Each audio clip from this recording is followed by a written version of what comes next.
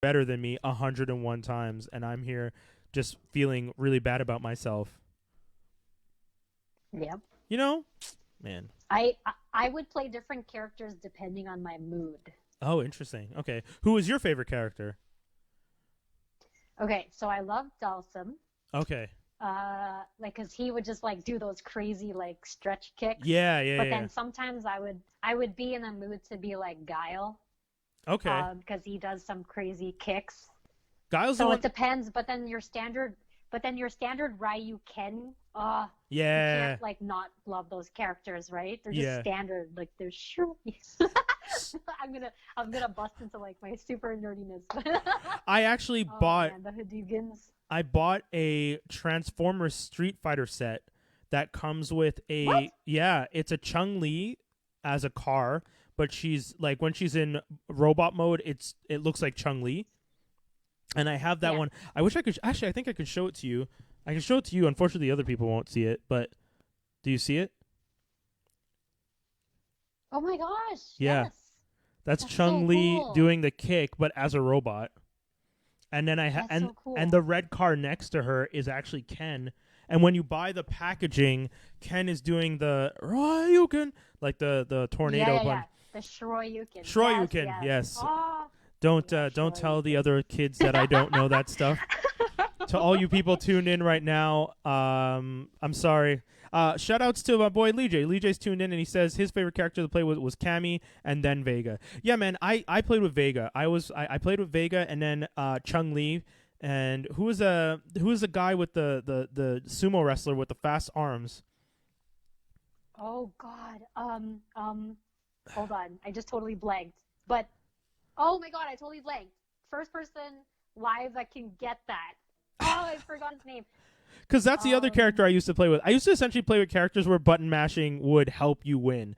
Because just like yes. once you figured out how to do the kick with Chung Li, you were essentially just like putting up a defensive wall that was also offensive. So if someone like attacked, Yes. It yeah, would just like, yeah, you couldn't. yeah, you pretty much Exactly. couldn't. Were you a Mortal Kombat kid too, or just mostly Street Fighter? Yes. Yeah. Okay. I was mostly Street Fighter, but once Mortal Kombat came out, what was really cool was the hook move. Yeah. Like the fact that you could like grab someone and then like pull them back. Yeah. Um, that was like advanced gaming. Yeah. Yeah. I Oh, love I Sub loved it. Zero. I Sub loved it. Yeah, Sub Mhm. Zero and Liu Kang were Mhm. the two that I used to use the most, especially because I guess if anything, again, I was never a big gamer, so for me it had more to do with who was the easiest person to manipulate with the control, back down up one button, Brup, like, Yep. and then you do a move, and I was just like, perfect, this was easy. When I like, and then you see like my cousin doing like, and then the character does like, Yeah, the 365 yeah, controller like moves. I was like, Yeah, like Zangief does the 365 turn, right? But only certain people with advanced thumbing skills were capable of doing the like with their thumb seriously. and then spinning. I know, those are like the coveted true gamers. Anyone that could do a 365 move like that, kudos to you. Yeah, because that's it, right? Gaming was all about, and then everyone's always just like, well, like practice makes perfect, and I was just like, I can't just practice all Nope, day, like, nope. yeah. But that's turned into a lifestyle. There are Yep, kids who play Fortnite and have entire careers out of like playing for a sure. video game, and I find that fascinating. That this has turned into esports is a thing. Like when you were a kid, would you ever imagine that esports was going to be what this is today? No, no. I Right? mean, the whole gaming industry in general, because of YouTube and everything else, it's a whole different, it's an industry in and of itself, right? Yeah, yeah.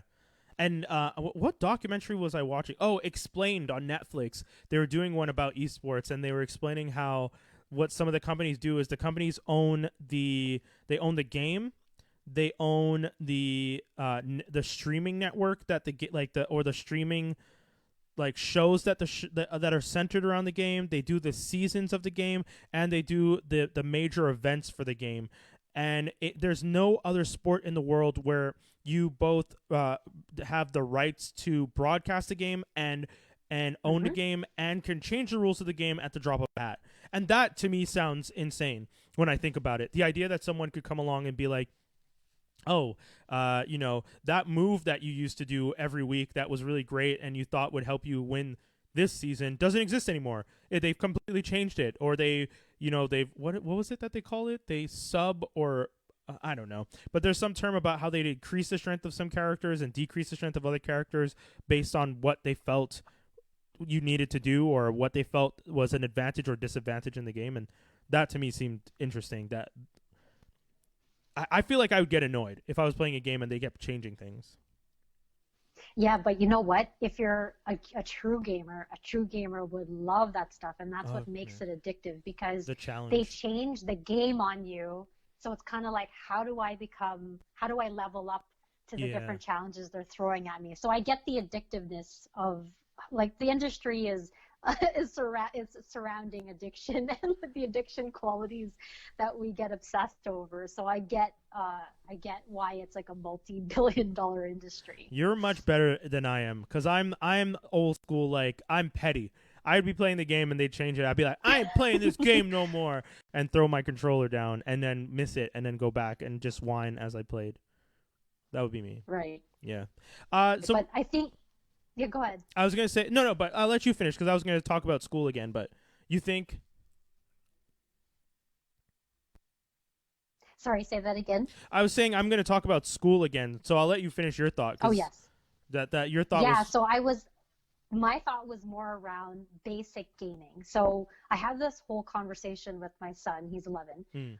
It's around the simple games that you and I used to play. Like, think about Mario Brothers. Yeah.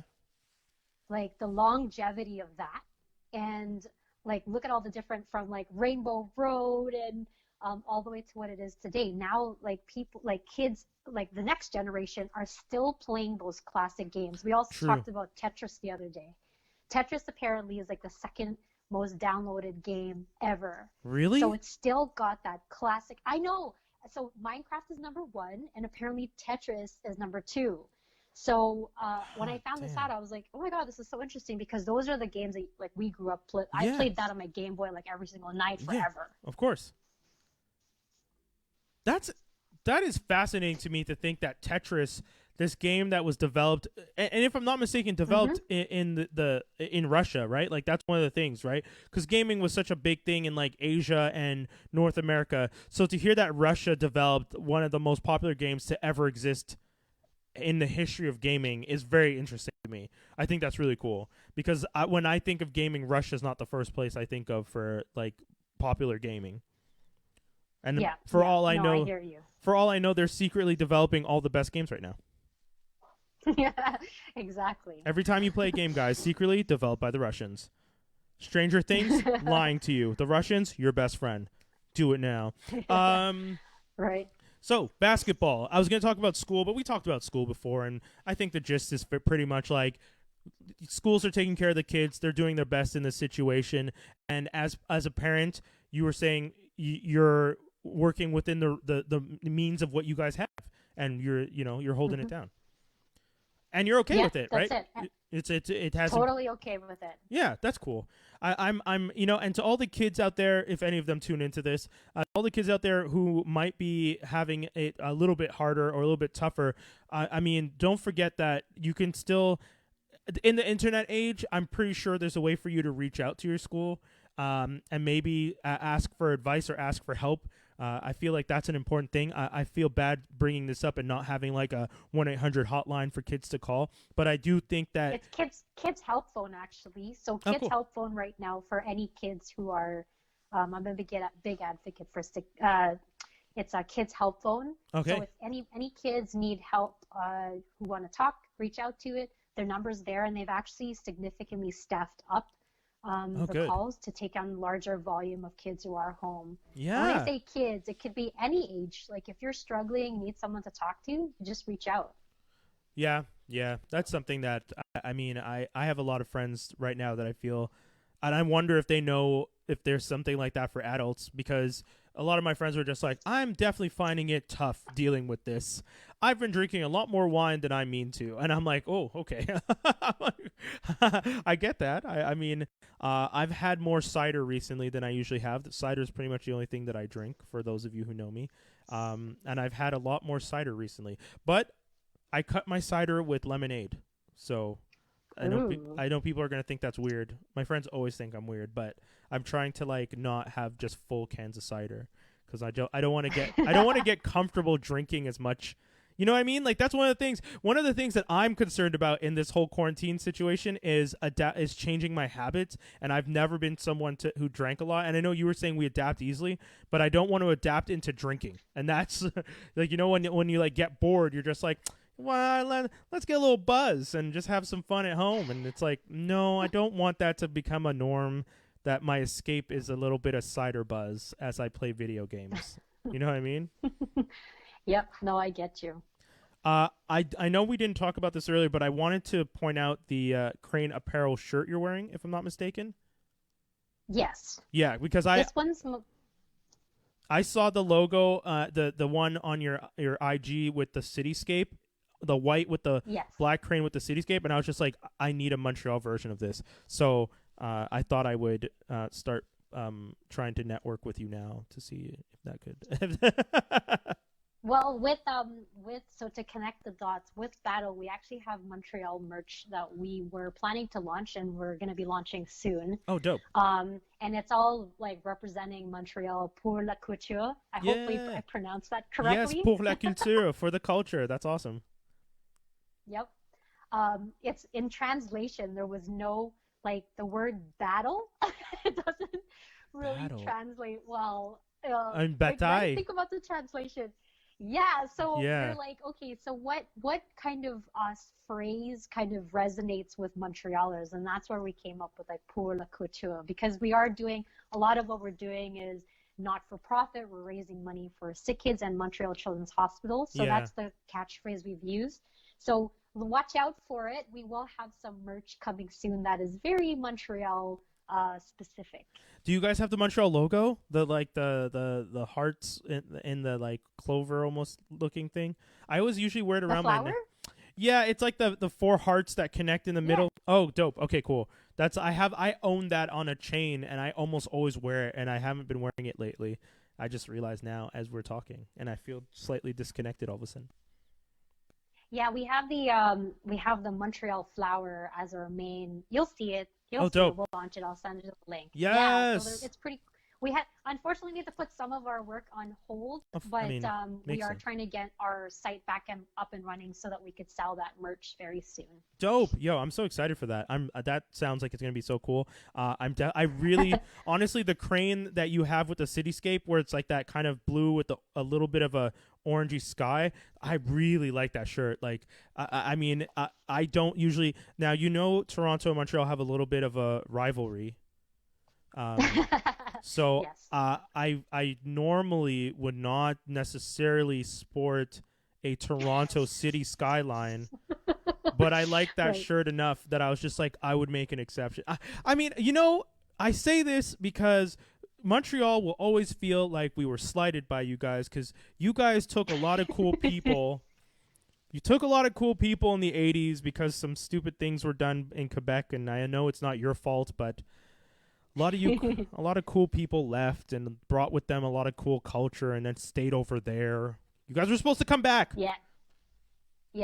No, I know. But here's the thing with the Franklin Armstrong Collective. I mean, I think that's one of the coolest things. I feel like that working with you and the whole crew with the podcast, I think we're starting to bridge that bridge it between Montreal and Toronto. I think that's a huge significant step forward. Yeah, it is a lot of fun. I am very happy to have you as part of the collective. I remember when I was talking to Wizzy the day after you guys did your podcast, and Wizzy was just like, yeah, I'm going to go hang with them and do some more podcasting after. And I'm just like, man, those guys definitely, like, I would love those guys to be a part of the collective. Like, join the collective and including, like, different shows and people who have different messages and, but are still within the same realm of positive thinking and community outreach and stuff like that. And, I mean, one of the big things for us in podcasting is the idea that, there's a lot of conversations to be had, and we do our best not to judge anybody. I might not necessarily have the exact same opinion as someone, and I might even hate an opinion, but I should still talk to that person to try and understand what's going on first before I can start forming ideas about why they might think that way. I think the best example was when I was talking to one of my friends and they were explaining like they're not a Trump supporter, but their parents voted for Trump, and they understood why their parents voted for Trump, and I couldn't understand it. And they were like, even though they didn't agree with what the Trump, they understood where their parents were coming from. We had this great conversation, though, not an argument. We had a great conversation about the situation, and I think that's one of the things that's lacking nowadays. A lot of people just turn very quickly to debate and not open communication, speaking with someone and not at someone. Yeah. Yep. Yeah. Yep. Agreed. I'm a big believer of open dialogue, Yeah. sharing stories, because that's the only way we're gonna kind of move further, or it's just educating ourselves, because it's easy to judge, isn't it? It's Yeah. easy for us to all judge, but if you don't understand or take the time to understand where people are coming from, then it's hard. Like, you're just gonna pass judgment.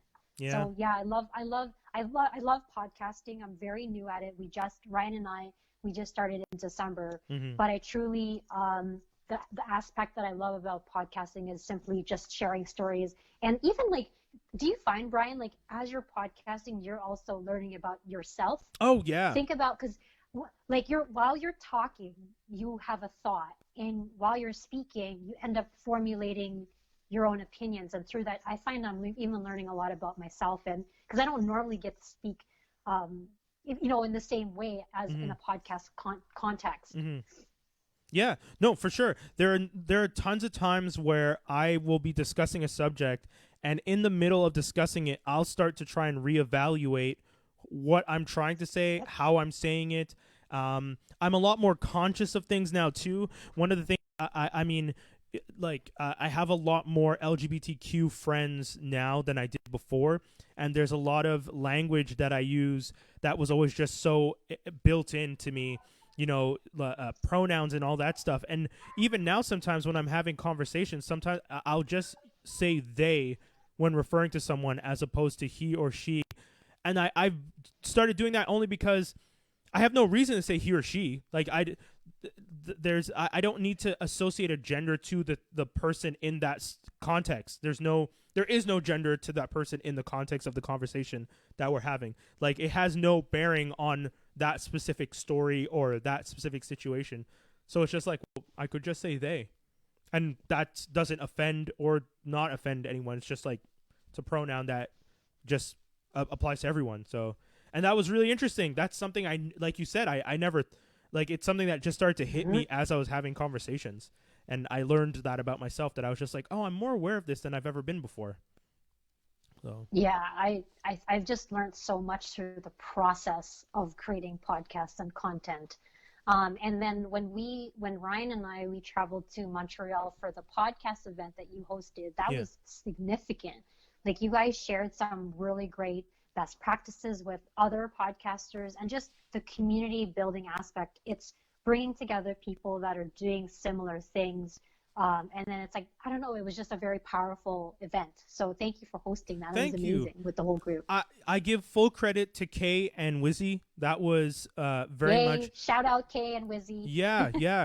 Kay came up with the idea. She really wanted to do an event that reflected what we were as a collective was doing and connect with people. And she has a lot of connections with people on the French side, because that's another thing, right? Like, Montreal still, unfortunately, has kind of this slight divide with the Anglophone and Francophone community in the city, where we don't necessarily connect or work together as much as we could. But Kay being from France and working with us in the English community, but also having strong ties to French community stuff, brought us all together. And that was cool. Like, there was a lot of people there that I now follow on IG and stuff, that all their content's in French. And I'm always just like, man, I wish we were all part of the same collective, because I would love to have that balance. That's one thing I've always said about Canada. Like, I have a lot of friends who are just like, oh, is it hard living in Quebec with the signs and the language laws and stuff like that? And yeah, it's not the easiest. You grow up and you grow accustomed to it. So I'm used to that stuff. But at the same time, I'm one of those people who genuinely loves the fact that I speak two languages. I grew up in a city where that was a basic principle is you should speak both the languages, at least to me. And that in the rest of the world, you don't necessarily have that in the rest of the world. Not everywhere in the world has two languages. I mean, some people would say Quebec doesn't have two. They really push the French and the Anglophone secondary, but to my advantage, I'm an Anglophone. I grew up in Quebec because French is important. I went to a French school as a kid, and for that reason, I fluently English and French, and I love that because I know a lot of people outside who don't speak both. And even if it was any other language, Spanish, Portuguese, Mandarin, Cantonese, Japanese, Korean, anything, just speaking a second language, it's so cool to me when I think about it. Like, oh, my brain thinks in another language than what I was born to. That seems fascinating to me. So, that's why I would love being in Quebec to do more with the French community for the podcasting stuff. I really, really would love to. Yeah, I find that you guys in Montreal, like, you guys are so fortunate to have that built into your life from school. Yeah. You're asked to speak two different languages, and it's a norm. The fact that it's a norm is a gift to you guys, like, because here, so my son, when I put him through French immersion, and I did whatever it could take, like, even though I knew that it wasn't my main language, I did whatever I could do just to, like, help him learn French. Like, I wrote French words under, like, the door. Like, I would write French everywhere just so that even though we don't speak it on a day-to-day, like, it was just a way for him to encourage him to learn different words. So you should see my house when he was going through that process. I had to, like, write words everywhere just so I was learning That's at awesome. the same time as him, and it supported him. Yeah, but I'm telling you, you guys are so lucky that that's a norm. The fact that like, you speak two languages on the day-to-day, like, it's still any two languages, more than one anyway, is an awesome thing to have. I remember telling someone, actually someone said this to me once, and I unfortunately don't remember who said it, but I definitely live by the idea, to anyone who has an accent when they speak another language, be proud of the fact that you have an accent, because having an accent is a sign that you speak another language. Like, if you speak French and you have an English accent when you're speaking French, be proud of the fact that I speak English and I speak French.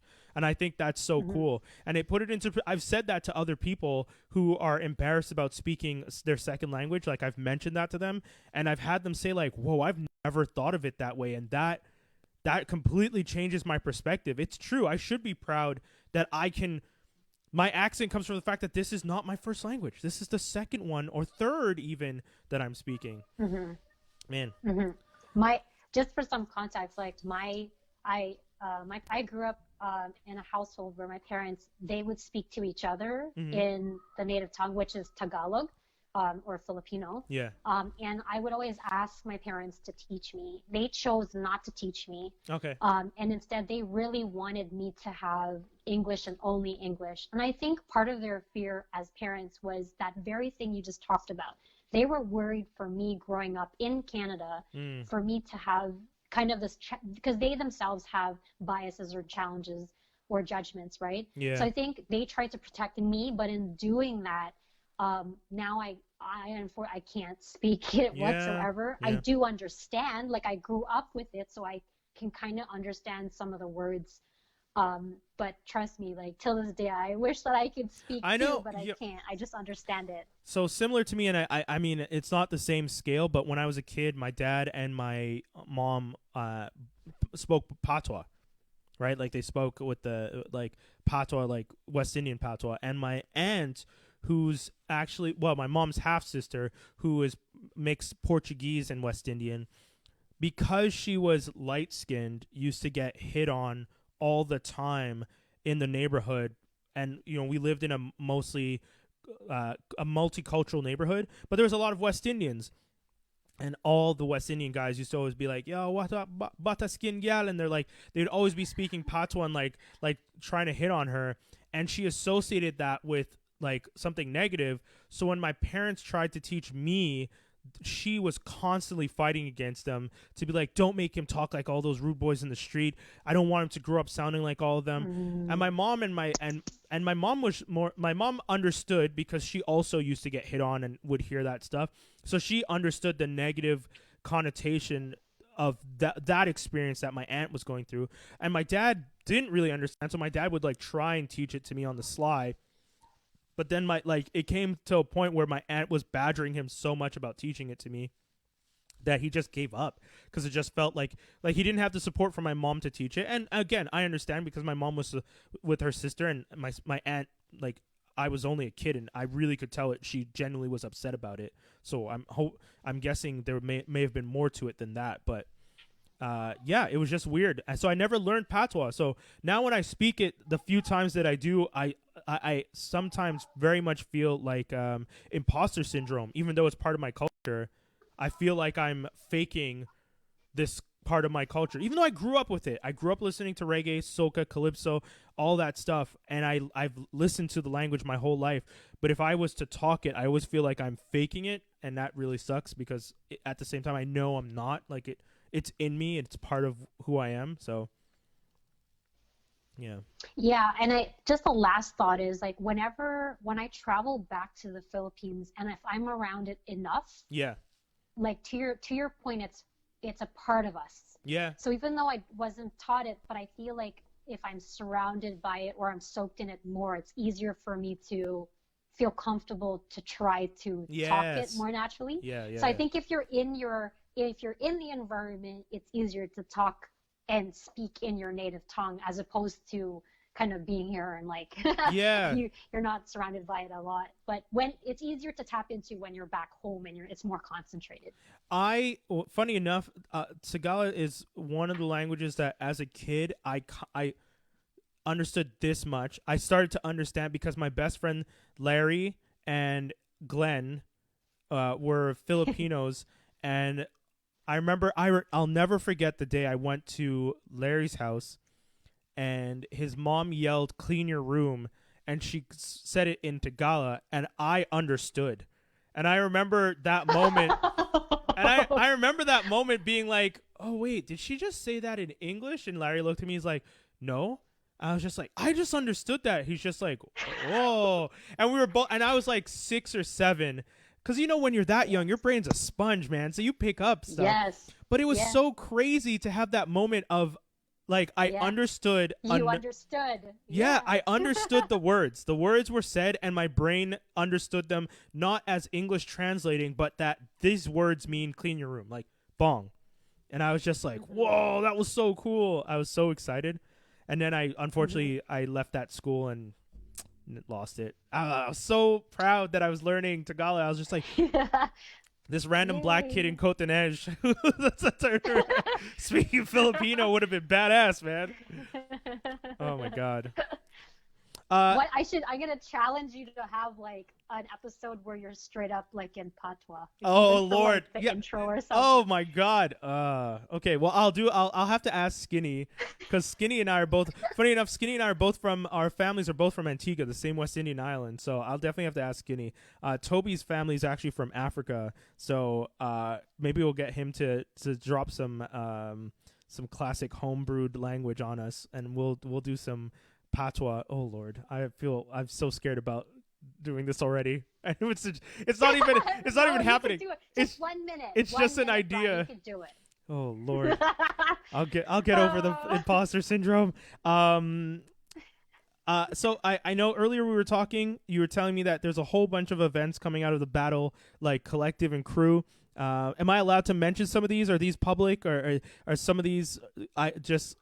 Okay, I'll let you tell which was which.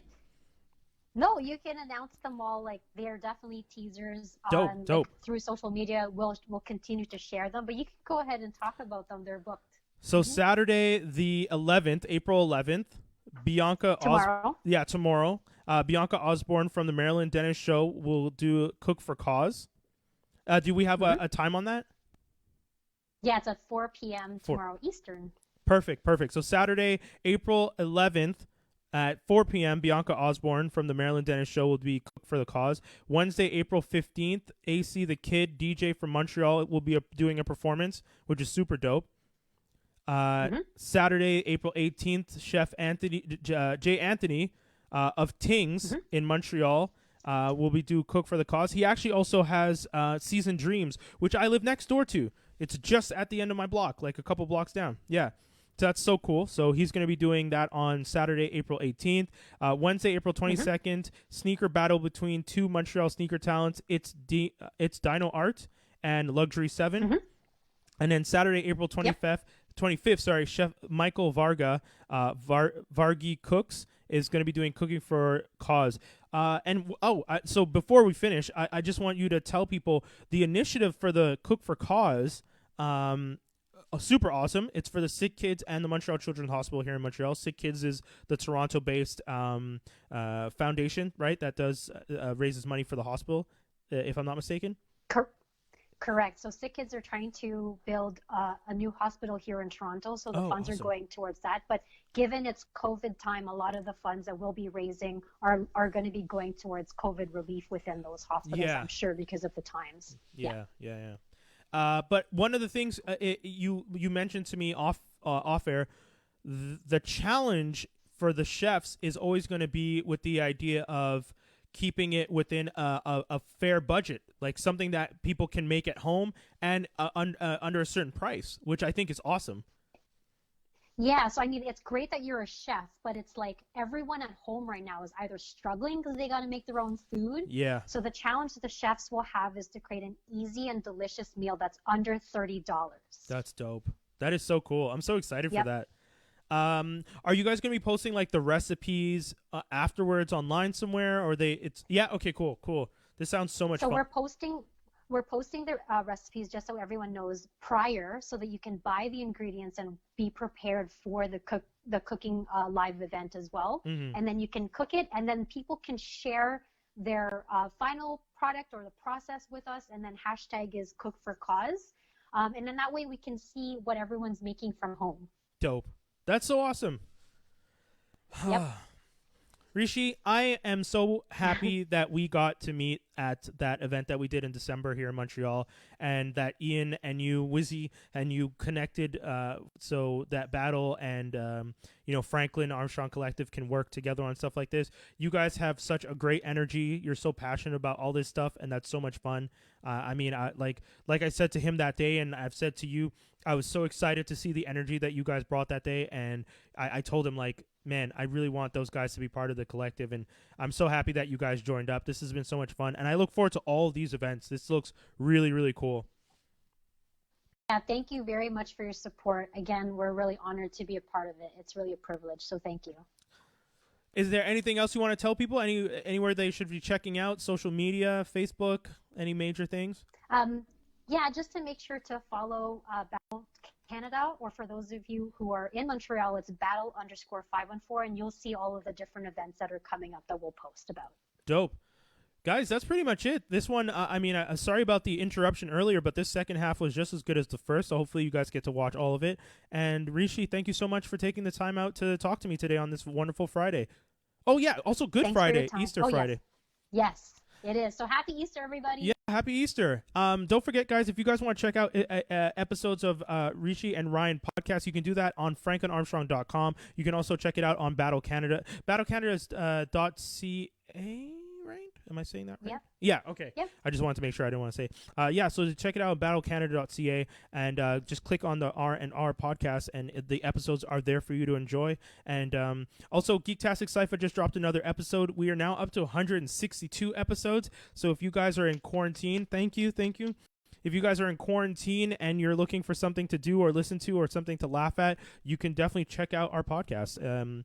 If you're in Montreal and you're voting for Best of Montreal, actually, you don't have to be in Montreal. But if you're voting in the cultmtl.com Best of Montreal, you can vote for us on vote for us. We're in category number 24 for Best Podcast. We would really appreciate it. The deadline is the 12th, in 2 days at 11:59 p.m. So if you guys want to help us out, want to support us, we would appreciate it. Rechie, thank you so much again. You're welcome. I had a blast. Thanks, Brian. Take care. Bye, everybody. It's been a pleasure. Care. Happy Easter. Bye, folks. Bye.